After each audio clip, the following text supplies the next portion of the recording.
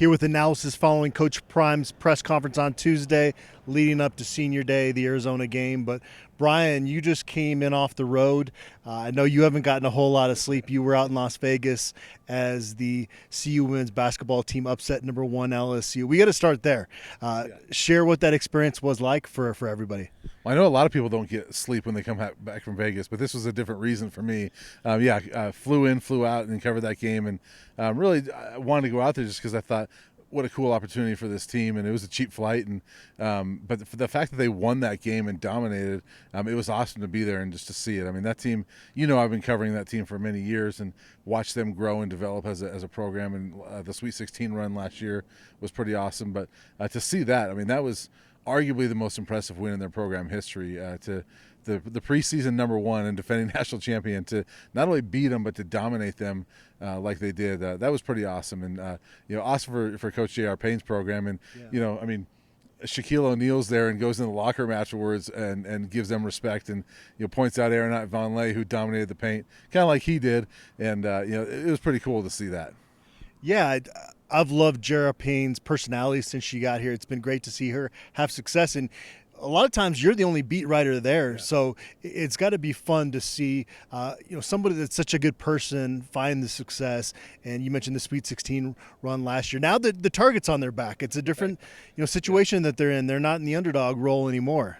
Yeah, no, you don't sneak up on anybody after that, and especially the way they played. And there is a lot of times I've been the only one, and it's different covering that team than even football because they know me so well, I know them so well, especially traveling with them during the postseason last year, seeing them in hotels and things like that. And so you get to know them, and they're almost like I don't want to use the term family because they're not, but you get close. I mean, they're friends, and so you try not to do that as a journalist, but it's hard not to with that program. And so it's pretty cool to see something like that. And the sky's the limit. I mean, the Candace Parker on the broadcast last night said this team should make the Final Four their goal, and if they get there, that'd be amazing. I mean, this program has never gotten to the Final Four as good as they've been, but they got a long way to go. It is just one game, but that was a pretty impressive first game.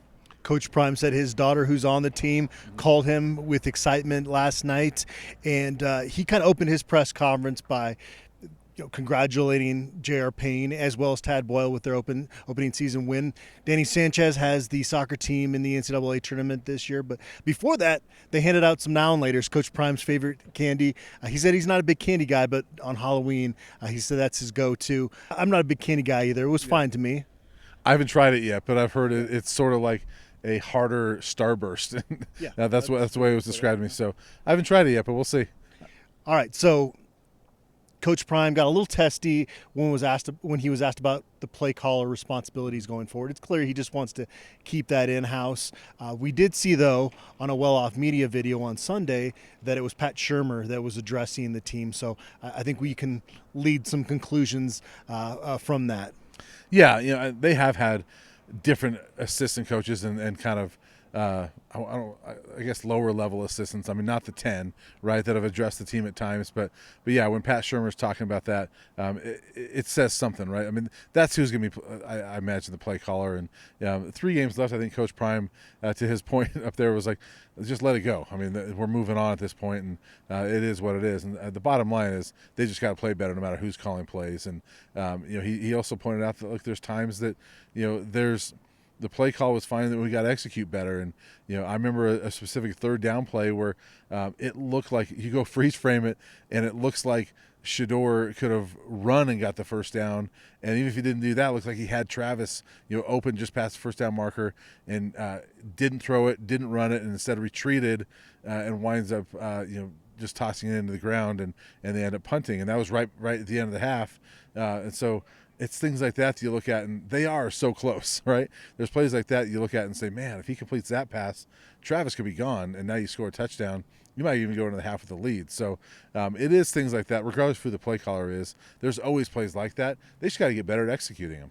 Yeah, and Shadur Sanders is injured. Coach Prime confirmed that. He didn't want to get into specifics in terms of exactly what's going on. Earlier this season, Shadur Sanders did talk about an ankle.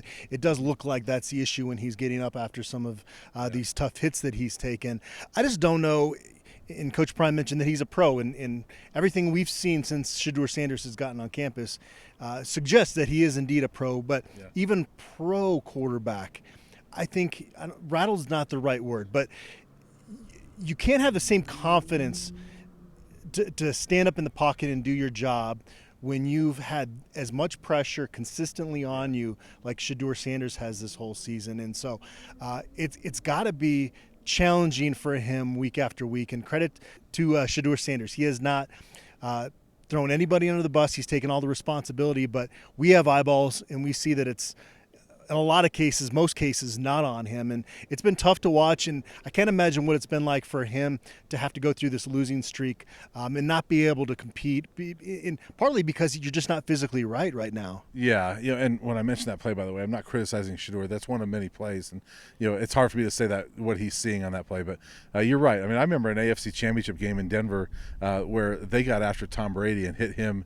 It was several years ago, obviously, but got after Tom Brady and hit him time after time after time. It was one game, and you could just see throughout that game that Brady was not the same guy the second half as he was the first half, a little gun shy. That's just one game. Shadur, we're seeing some of that, I think. And he's still making plays, though. To credit to him that he goes in and gets the injection and comes back out, leads 2 impressive touchdown drives, and there's no quitting that guy. And that's what's been impressive to me is the way he's still battled through that. I mean, even UCLA, leads him to a touchdown late, gives him a chance in both of those games. And so that's what's impressive to me is he's clearly hobbled, but he's still leading them and having success at the end of games. Yeah. Defensively, it's been their improvement has been completely overshadowed by what's happened on the offense. It was almost kind of a footnote in our analysis video after the game, but we should probably pay a little bit more attention to what that side of the ball has done since the bye week, because it's been pretty impressive from an energy standpoint. And that kind of leads into the point that Coach Prime said is, he's not patient and this is frustrating and all that, but they haven't seen the quit in the locker room. And I haven't seen it on the field either, especially with the defensive unit, because they've continually gotten better this season. Yeah, and really, I think in some ways it's similar to last year, the defense, in that both units gave up a lot of yards and could give up some points. But the difference is last year they got no sacks and no turnovers. This team they're one of the, Coach Prime mentioned it, right? They're among the top 15 or so in sacks and turnovers force. So that's what's a big difference for this team. And that's why they're giving up, whatever it is. I don't even know what they're giving up, but it's a lot less than last year, right? Yeah. They're keeping them in games. The last 2 weeks, I know, 28 and 26. That's why they're in these games, is because they're able to force turnovers and they're able to get some key stops at times. And the defense last year didn't do that. This defense is opportunistic. They're getting sacks. I mean, Levonta Bentley has been a beast the last few games. And, he got benched for a little bit for Juwan Mitchell. Then Juwan Mitchell has his issues, and Levonta Bentley's back in there. He's been a beast ever since then. I think it's 4 straight games with at least 1 tackle for loss, and he's making impact plays. And so I don't think he gets enough credit for what he's doing lately. Shadur Sanders, the impact that he's making, 2 straight games, a big hit by Shadur Sanders has caused a fumble. And so he's such an impact player at times. So, yeah, that group deserves a lot of credit. And they're still kind of mixing guys around on that second cornerback spot. So they haven't figured out that totally, yet they're still getting some good play out of that. Yeah. We spent a lot of time as we go deeper into the week on the upcoming opponent. Quickly to close out our video here on Tuesday, Brian, when I predicted Colorado to go 6-6, I had this game against Arizona as a win, and that was one of my 6 wins for this Colorado team. Arizona hasn't shocked me because you saw some signs of improvement with Jed Fish there in the first 2 years, but they've taken it up a notch beyond what I expected out of them. And this is going to be a really tough football game. And now all of a sudden, the game at Washington State looks more winnable than your final home game. Yeah, I mean, I wouldn't say shocked, but I think Arizona has exceeded my expectations. And you look at their last 5 weeks, and they're 3-2, but they started with a 2-game losing streak in that 5-game stretch, and they lost to Washington by 7 points. Then they should have beat USC and lost that one in, I think it was triple overtime. And then it's 3 straight wins against top 25 teams and 5 straight games overall against top 25 teams, and they're 3-2. That's impressive at what they're doing. Now, you have to, if you're an Arizona fan, I would think you worry about a letdown in this one because of the emotion of what these last few weeks have been.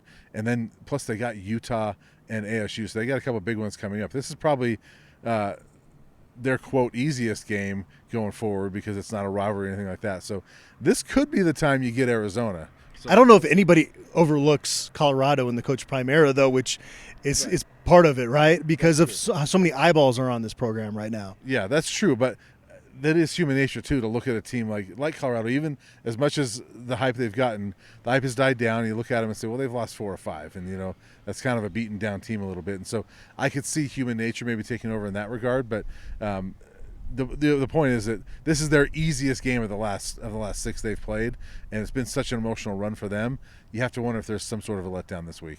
All right, we'll get into our predictions later in the week, Brian. Hopefully you can get home and get some sleep. You basically came from the airport to the press conference after covering that late game on Saturday, so props to you. I guarantee you I've slept a lot more than you have in the last couple of days. Yes, you have, and I'm hoping to change that over the next few days. All right, we'll be back with more analysis on Wednesday.